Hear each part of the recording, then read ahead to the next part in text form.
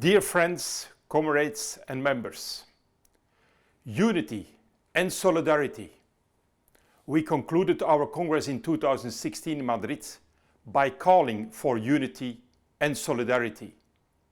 They are the keys to trade union action and trade union power, whether this is at local, national or at European level.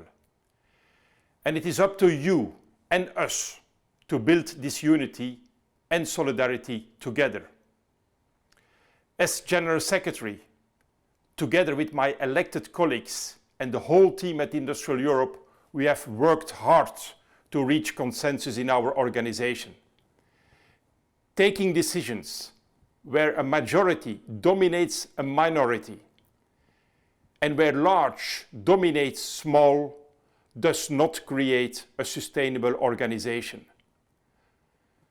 Over the last 5 years, almost all our decisions have been reached by consensus. Almost all, but unfortunately not all. And when we did not decide by consensus, we could immediately feel a certain amount of tension and dissatisfaction. Several of you are also leaders in merged organizations. We all know that trade union mergers need some time before minds and activities are aligned. This is no different at Industrial Europe. This second mandate has delivered with this regard.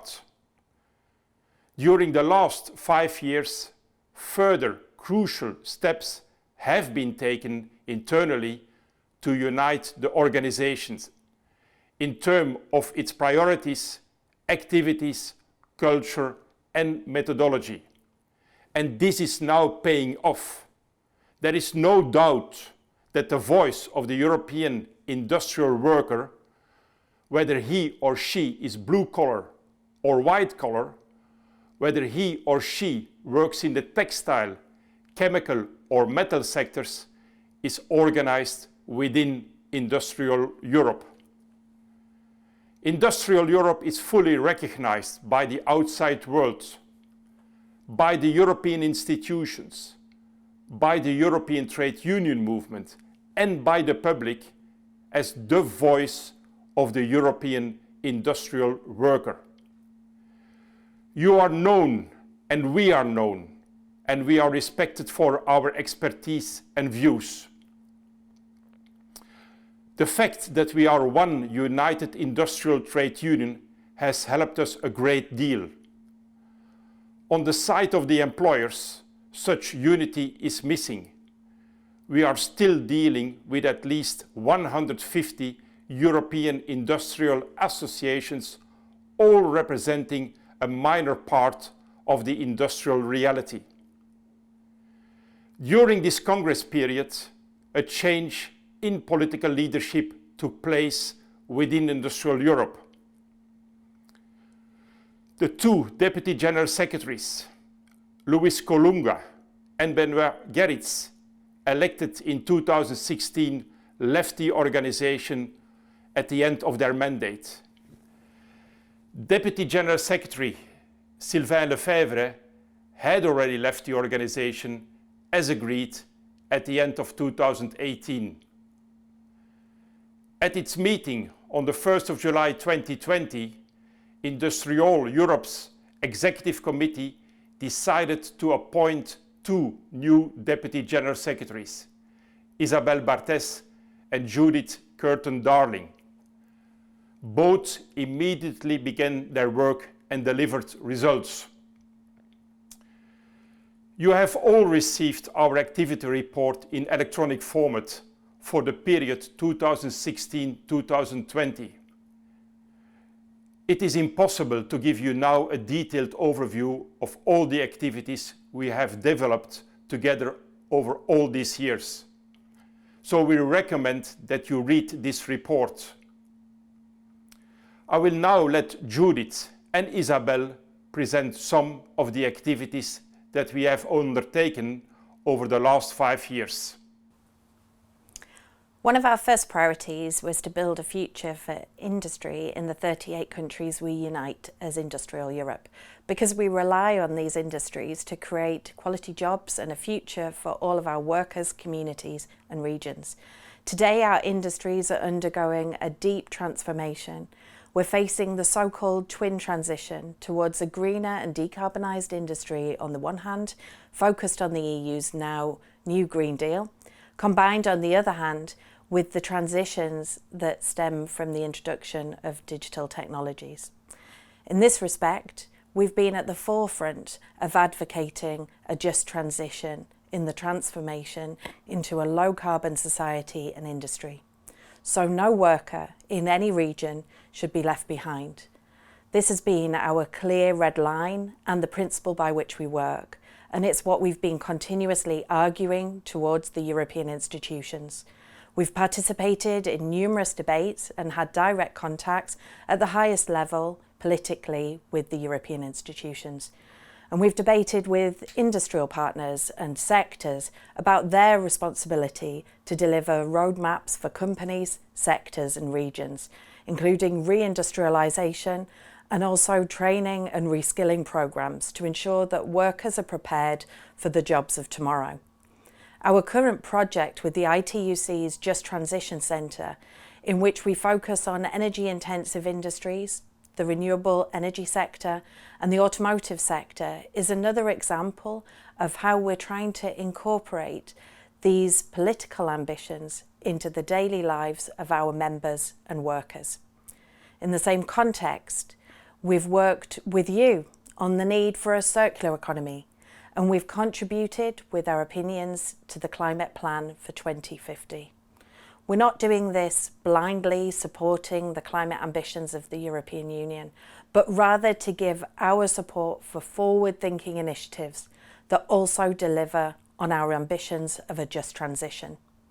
However, setting high ambitions is not enough. We therefore continuously argue for the necessary financial support schemes to support the climate ambitions. A fair and assertive trade policy is also one of our main action points. During the current mandate period, we've been faced with Brexit and the United Kingdom's decision to leave the European Union. In strong unity, we pushed for a continuous level playing field with high standards where workers' rights would not become part of any competition between the UK and the EU 27. In the field of company policy, we've worked towards establishing more EWCs. We've developed our toolbox to help EWC members and experts reach better agreements. Turning EWCs into a trade union tool was and will remain a priority for industriAll Europe. We've updated and strengthened our support for our coordinators. These EWC coordinators are industriAll Europe's ambassadors, and they're crucial for the support of our EWC members and reinforcing European solidarity across our continent. Unfortunately, over the last 5 years, company restructurings have remained a permanent reality in our industrial sectors. We have therefore organised numerous European trade union coordination meetings to secure joint European action and solidarity. But we also have fought for better legislation. Stronger rights to information, consultation and participations are needed. As a trade union, collective bargaining and social policy has a central place in our work, also at European level. We know that the main action on collective bargaining takes place at company and national level, but we have worked with you to achieve stronger coordination of collective bargaining.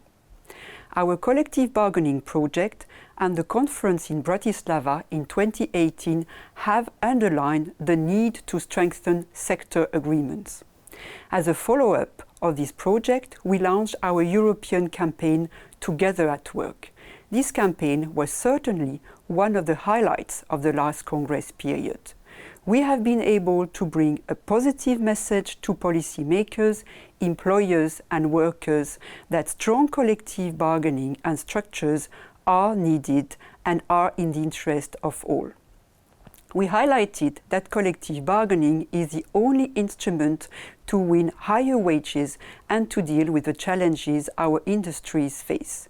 We were present at the launch of the European Pillar of Social Rights in Gothenburg in November 2017. For the first time in 20 years, a new social summit was organized.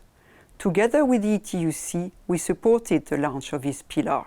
It sets ambitions and objectives that must lead to concrete actions.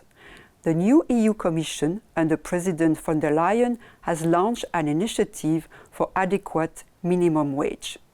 I do not have to hide that this choice of instrument has led to some serious debate between us. This will remain a major topic for us in the next mandate period, and for which we will have to find consensus and agreement. At our last Congress in 2016, we also decided to set a new fourth priority for our European Federation: building trade union power. We reorganized internal structures and set up an organizing unit. At the start, we focused on exchanging best practices that exist at national level, and many of you have already placed organizing as your own internal priority. We have also developed an action plan offering our member organization concrete support for their organizing campaigns. Several countries, mainly in Central and in Eastern Europe and also in Southeast Europe, have benefited from our assistance. A successful project was run in the textile and garment sectors in Southeast Europe, where solid membership increases were achieved during the project. We recently launched a new phase in our work on building trade union power, and new actions and activities are planned for 2021 and 2022 under the title Every Workplace with a Union, Every Worker in the Union. It is important to emphasize that for all our four priorities, whether it is industrial policy, collective bargaining and social policy, company policy, or building trade union power, we are an organization of 38 countries, and not only the member states of the European Union. The reality in Turkey, or the countries in the Western Balkans, and now also in the United Kingdom, equally requires our specific attention and action. All 38 countries and their trade unions are important to us, and we will continue to deliver added value for all of you. Besides the main priorities, we work extensively in 10 sectors. I can't go into detail now, but let me just highlight some of our activities or actions. For steel, we organized 2 European-wide action days.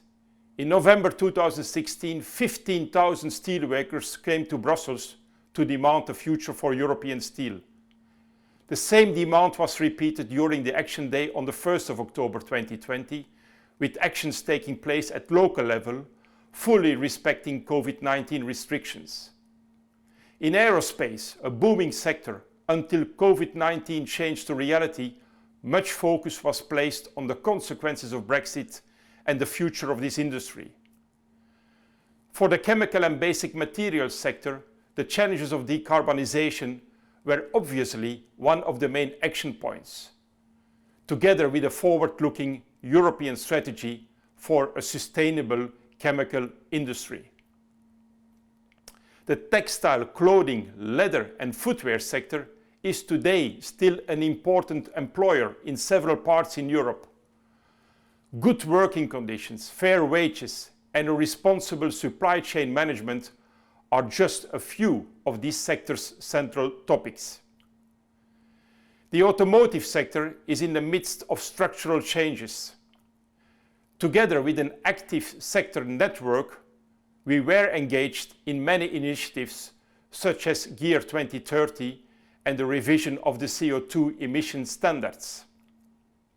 Obviously, the energy sector network received much more visibility in our organization as it was at the center of our policies on energy transition, energy efficiency, and renewable energy. You can read more about our activities in the sectors for the extractive industries, defense, mechanical engineering, ICT, pharmaceuticals, and shipbuilding in our activity report. Within all these sectors, we have continued to work on efficient and qualitative European social dialogue. Industrial Europe is active in 11 sector social dialogue committees, and we were able to restart a social dialogue committee for the gas sector, which had been dormant for many years. And besides the formal social dialogues, we have organized numerous informal dialogues with industry associations in Europe.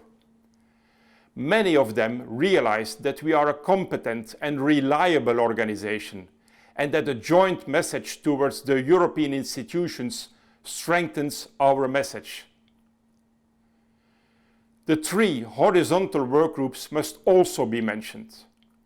Our work with young workers in the Equal Opportunities Work Group and in the White Collar Work Group has increased, thanks to the dynamic input of our member organizations. We can be positive about the results of our work since the last Congress in 2016.